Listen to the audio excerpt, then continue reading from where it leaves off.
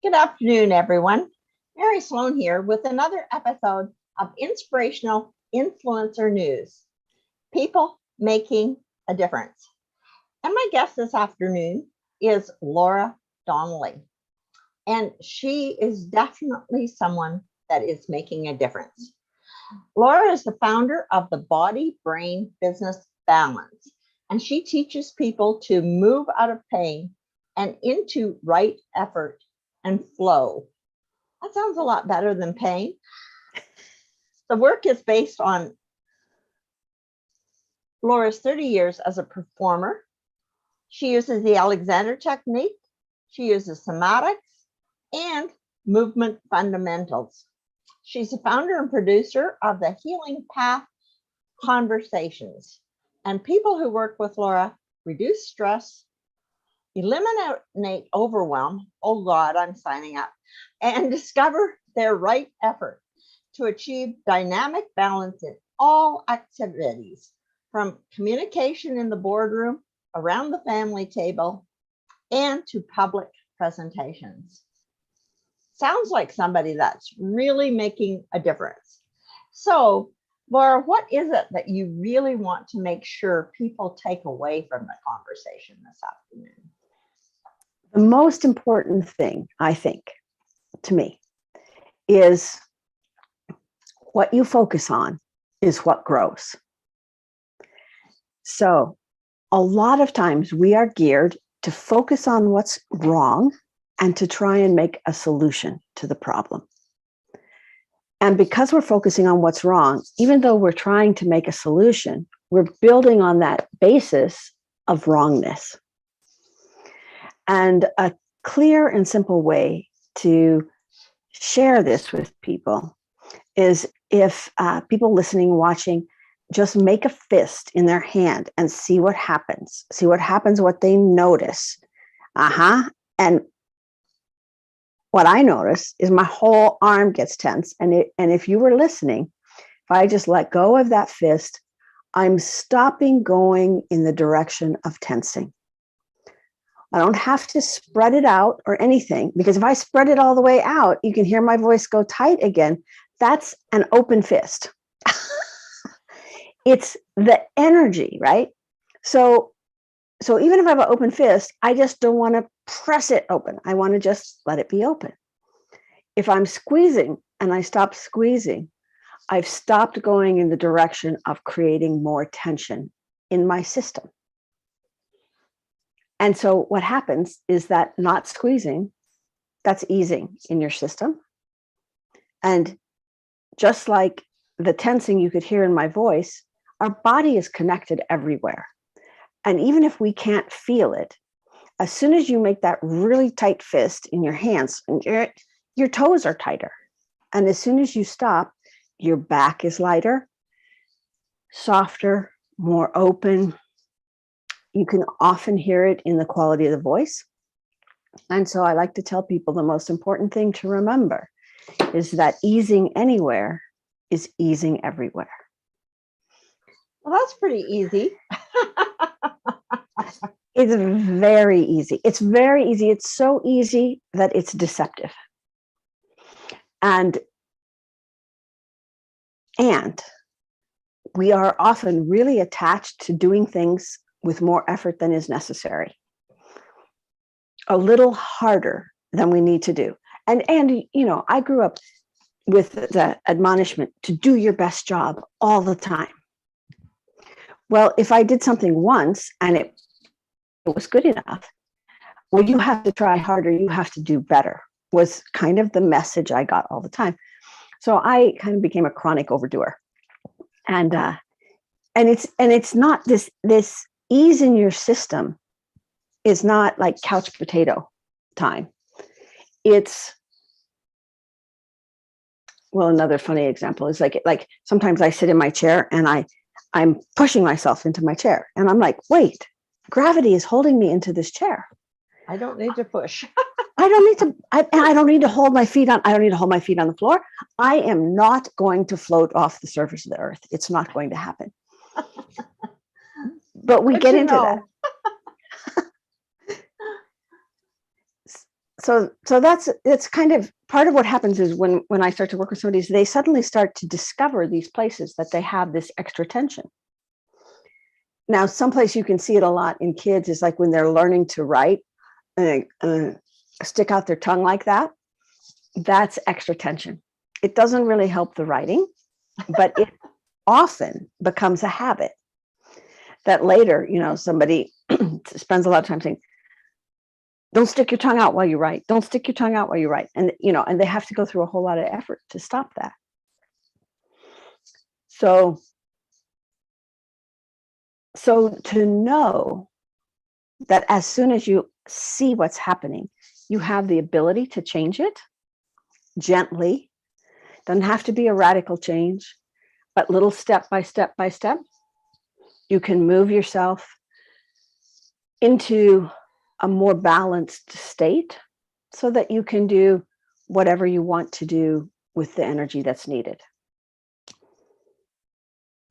That's interesting. I mean, it's interesting to think that you just need to use optimal energy, not full energy. And that by using full energy, you're probably countering the good that you do and struggling where you don't need to.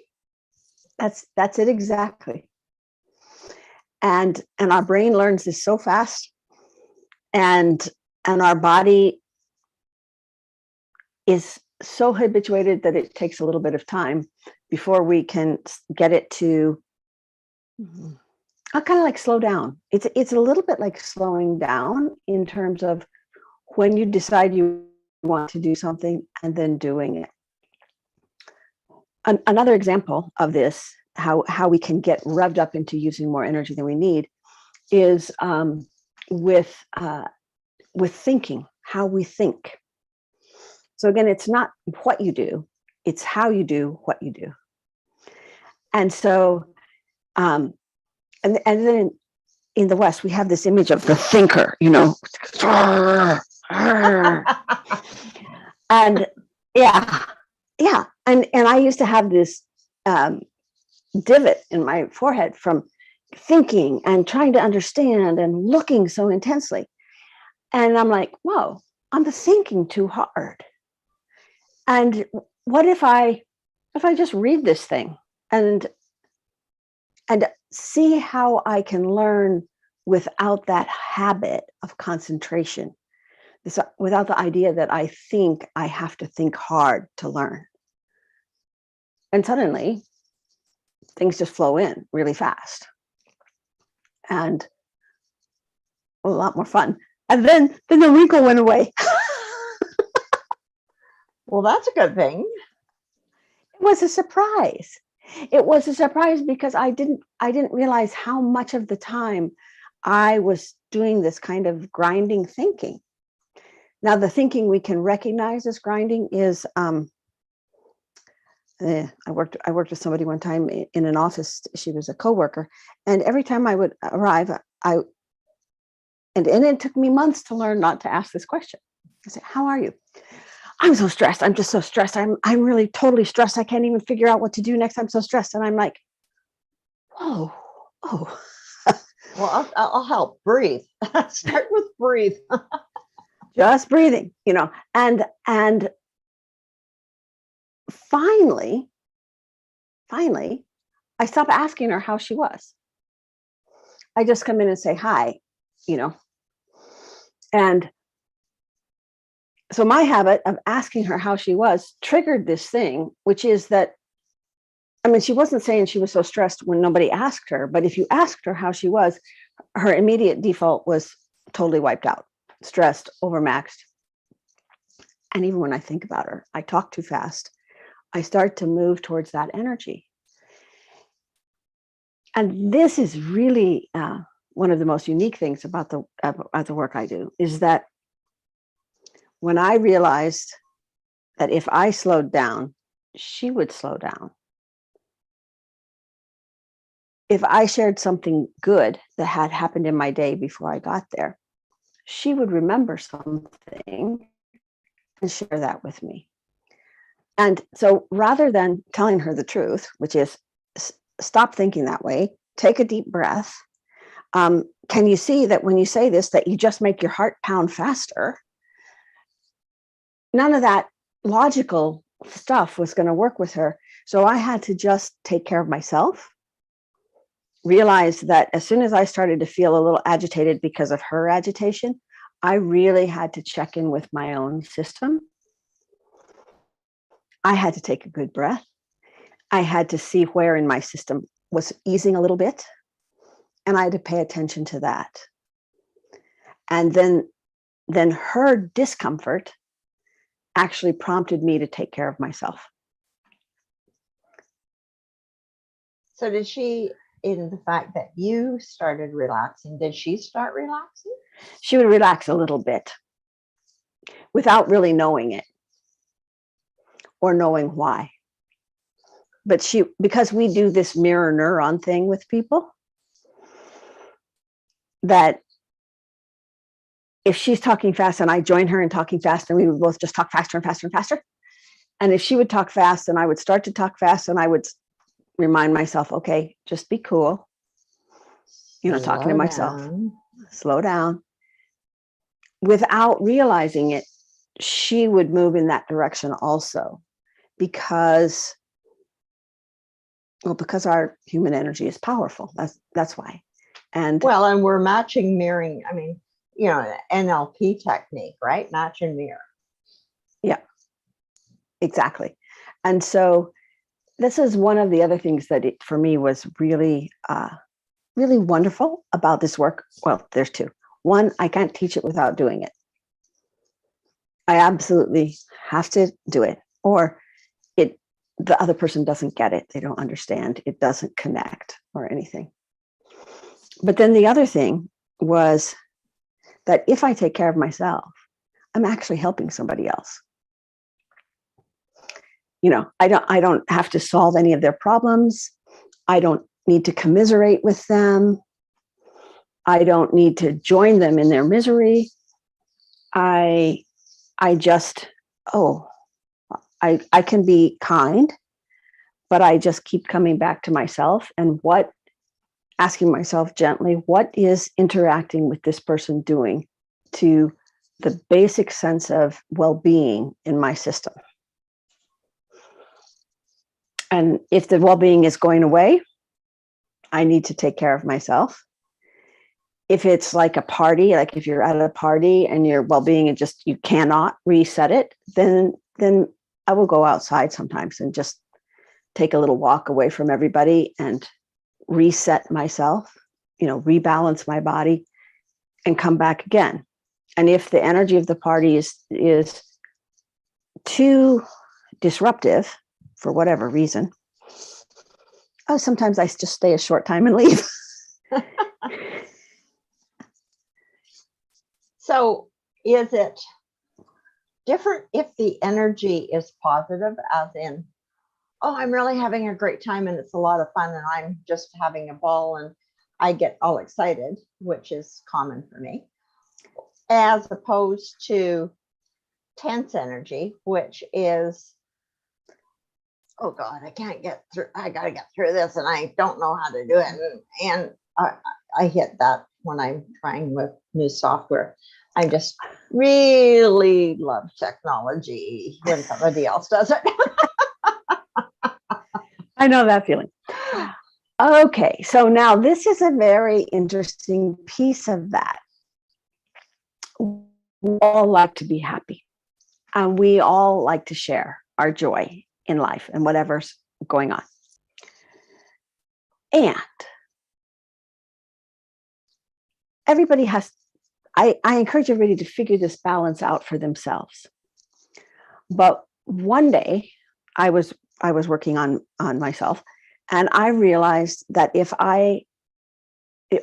so coming back, the purpose of the well-being and being at ease in yourself is to be right here, right now.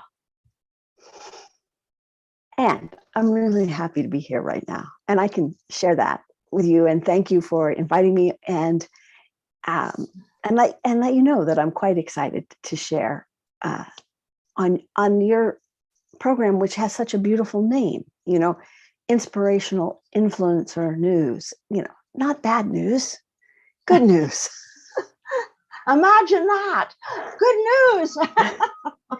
And there's a lot of good news in the world. And so I can share that excitement with you, but that's very different than if I go, oh, I'm so excited to be here, and that's over the top. And it takes me away from my center and my ease in my system and my well-being.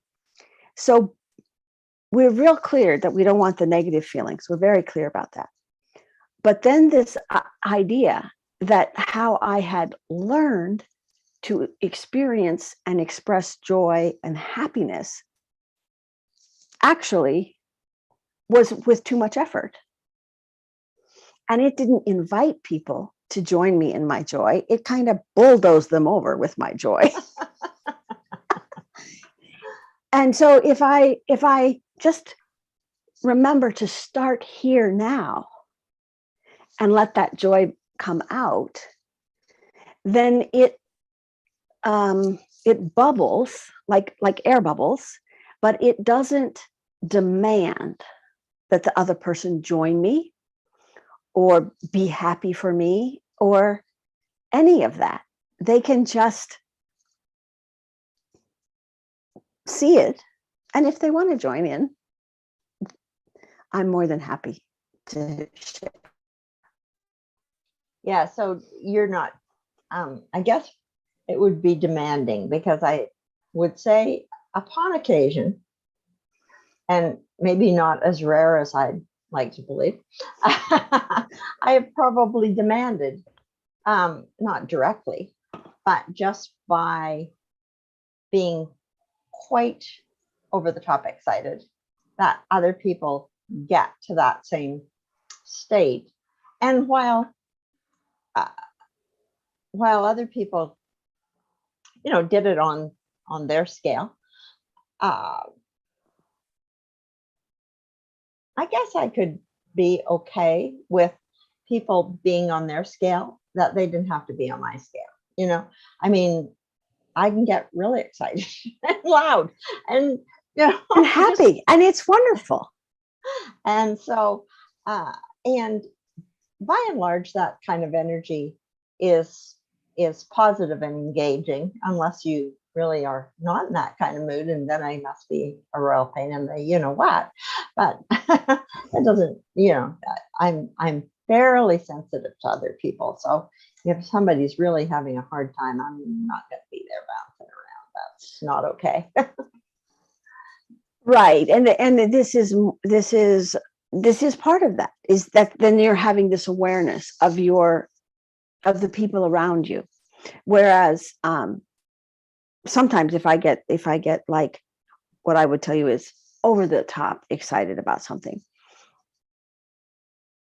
I'm so excited about my idea that there's really no room for anything else other than grabbing people and getting them to come on the train with me.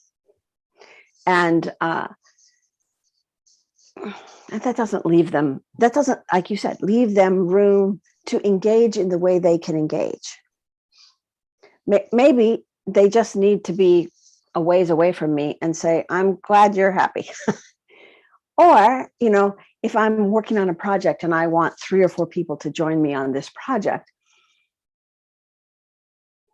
maybe some people can say, oh, that's a great project. It's not the right time for me. And I can hear that if I'm at balance and at ease in myself. I can hear that and say, great, we'll talk another time when you're in a place where you think this project would be fun for you. But if I'm too caught up in my idea, I'm just like, well, that person obviously can't see vision, and I make judgments from, again, that unbalanced place, that place of being slightly off center. And at first I was like, oh, well, if I can't get excited, then this means I can't be really happy. And as I played with this, I discovered that that what I thought was really happy, it's like super highs and super lows. And, in order to have the high highs, you have to be willing to accept the low lows. And I'm like, wait, if I stay at ease, then all of this stuff can just pass through me. The happiness can pass through me. And then I just kind of bubble and I'm happy. And the sadness, that also can pass through, but it doesn't have to grab hold of me and drag me down the river of sorrow. And that was one of the most freeing things for me, to not be, do I want to say victimized by my own emotions? I kind of want to say that. Well, then say it. You have my permission. It's that my emotions were tossing me around like a surfboarder in the ocean. And I didn't have a balance, and I would get knocked off my surfboard all the time. Sometimes I'll get hit in the head with my surfboard. And now I have instead something that just feels a little bit more dynamic. It's more dynamic.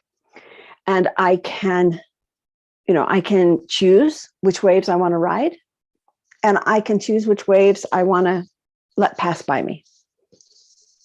And I have flexibility in my balance and my knees and my ankles and my whole body, including my mind, in how to deal with things that are normally fairly upsetting. And it's not like putting on blinders and ignoring stuff. It's just really looking at the boundaries.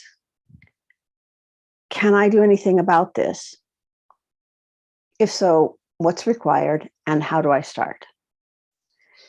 If not, what can I do? And 9 times out of 10, what I can do is deal with me. So it's sort of like being a master surfboarder on the oceans of life. Oh, that's beautiful. It is like that, because like you said, it's like the world comes at us. And, we really can't do it. Like the weather, we were talking about the weather before we started. Well, I can't make it cooler. I can't make it hotter. I can stay in my house because I have a thermostat, and that's nice. But if I want to be all upset about the weather, what is that going to do? Is that going to change the weather? I don't think so. The weather will weather whether we like it or not. That's it. And so when I catch myself going, oh, it's so hot, and I'm like, wait a minute, what are you doing to yourself? Can you do anything about the heat?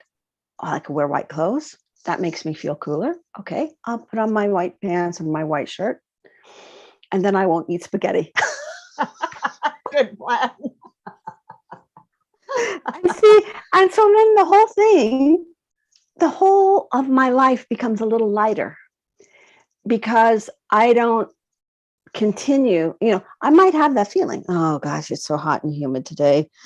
My skin feels sticky the minute I walk out my door. Okay, that's the truth. But do I want to pay attention to that? Do I want to say that over and over and over? Or do I want to say, let's put on the nice loose white shirt and the flowing white pants and start again. And then I come back outside, and it's not quite as bad. And even though it's hot and humid, when you have a long sleeve shirt on and you sweat, then your shirt gets wet. But then when the wind blows, it cools you off. This can get quite cold. So it's a lot of this is putting yourself in the middle and looking at what you're doing and looking at it as if what you're doing was a sculpture and you were walking all the way around it, like 365 degrees, and saying, oh, well, from this perspective, it's not too bad. Oh, I never thought about how this was from over here. And when I do that, I have more compassion for other points of view, which allows me to be happier. And probably the other people too. Yes. Yes. And the compassion comes out with the ease. I don't have to do anything. I stop pressing, and then there's space, and then there's space for me and space for the other person. Well, I mean, I guess we all like space, and it's fun to be up and having a great time at a party. And as long as there are people having a great time at a party, you can choose what area of the room to be in. There was a noisy area, I was often there, and there was quieter areas. I didn't go there as much, but I mean, it was my choice. I could have walked over, and occasionally I did, and I'd see people who didn't kind of like the loudness, and I could calm down, go walk over and talk at their temperature. But I think it's like mirroring and matching, because the thing is that, do you want to be dragged up or down, or do you want to just give people the space to be where they're at? Yep. And so a lot of this just requires practice and a kind of humor, knowing that you're going to screw up all the time. You're going to goof up all the time. Like when I walk out and I say, oh, it's so hot. And I'm like, oh dear. Well, I could beat myself up, or I could just laugh and say, look there, you did that again, and then see what happens if I think, like, any thought, like, oh, this feels just like it did when I was a little kid riding my bike on the way to the swimming pool. And then that's a happy memory of heat. And it just kind of flips a switch on where my energy goes. Well, and heat is a funny thing, because we moved from here in the Pacific Northwest to the country of Panama for a while. And we were there for about 8 years. And a lot of friends came down to see us because, good grief, what are they doing down there? No, it wasn't cool at all. It was hot. No, I mean, tropical. It's tropical. How fantastic is that to be in the tropics? Hot, very hot. And so, I mean, I would have to meet people at the door of the airport. Like, I had to meet them at the door going, breathe. It's okay. You can breathe. Because, I mean, that hits you like it's very moist, and it's very, very hot if you're coming out of a cool winter back here in the Pacific Northwest. It's a shock. But, I think ease is when you don't think you have to change anything, that it's okay, that you just breathe, and your body will probably survive. And that's part of what I do with body brain balance, is that what is my body's natural healing capacity in this situation? Because that's what it's meant to do. It's meant to carry us through the world, through all kinds of things, stressful and not stressful, and having kids and burying parents and all of these things that are part of life. It is designed to carry us through those. If we, like you said, give it the space and don't push on it to, you have to do this way. Well, what if I just say, what's the right way right now? What's the best way right now? And then it usually comes into your mind, or your body does it first before you think.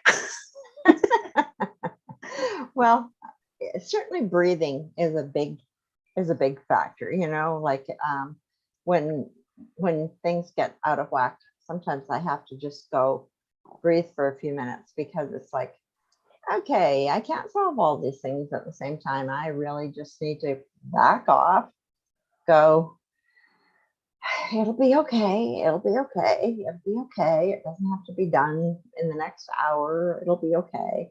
Because, as you can easily see, I didn't grow up with technology, but, still we get to deal with technology. And solving all these problems, and getting Zoom to come on when it's supposed to, and getting all the different restream platforms to go forward when they are supposed to. And you can get kind of like, oh. And it's easy to get that way. And when you take that break and step back, you're taking a pause and you're interrupting the stress energy or the overwhelm energy. And you're interrupting it by choice and manually. And you're kind of giving yourself and your body and your mind permission to reset. And then you go back to the situation, but from a slightly different perspective, from this reset perspective. And that's really healthy to do, Mary, for yourself and myself when I'm dealing with technology. If I just keep pushing once it starts going bad, I'm apt to erase something that I really need. Well, and I mean, you're so right. And when I walk away, take a few minutes, just kind of go, breathe, breathe, breathe. When you come back, first of all, you're giving your brain a chance to sort it out, because your brain is actually amazing. And I know that when I get stuck, if I just go away for a minute and let my brain sort it out, it'll figure it out. It's a amazing capacity. But when you keep forcing it, you don't give it a chance to kind of do what it needs to do, which is kind of sort things around and go, oh, she's trying to go this way. I think we need to go that way. And then we need to go off this way. And I think it works better that way. And by the time I come back, my brain's got it sorted out, and we try it a different direction. And sometimes it works, and sometimes I have to go rest again. Yes, and go rest and sort again. And then this is like an experiment. And when we don't beat ourselves up for needing to do those experiments, we get through the stress so much easier. A lot of the stress we give ourselves is, I shouldn't be overwhelmed. I should be better at tech than I am. I shouldn't be upset or stressed about this. Well, okay. That's just a real sign for me to come back to myself and say, well, let's take a pause. Let's reset, because the word should, that's always a warning sign. It's absolutely a warning sign. I know that one really well. Whenever I should have been able to do something, or I should have been smarter, or I should have done this, it's like, oh, no.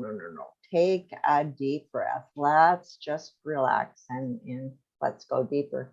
And we've had such a relaxing time that our half hour is gone over. Can you believe it? It's just delightful talking to you. So thank you very much. I hope our listeners were able to breathe. Take a deep step back and breathe. And, that works all the time. It's just when you get in there and you're trying to, I got to get this done. I got to get this done. I mean, the minute that starts going around in my head, I go, oh no, time to take a breath. Time to back off. Let's just let this slow down for a minute, because this shoulda, coulda, wouldas are killers. It is. It's just like squeezing tighter and tighter and tighter on your whole self. And and you just stop squeezing. You don't have to do a major thing, because your body is right there with you, ready to reset as soon as you give it the permission. Anyway, this has been amazing, and thank you so much. Thank you. And, hopefully everybody learned a little and can take a deep breath and relax now. This is over. Thank you so much, Mary. I appreciate it.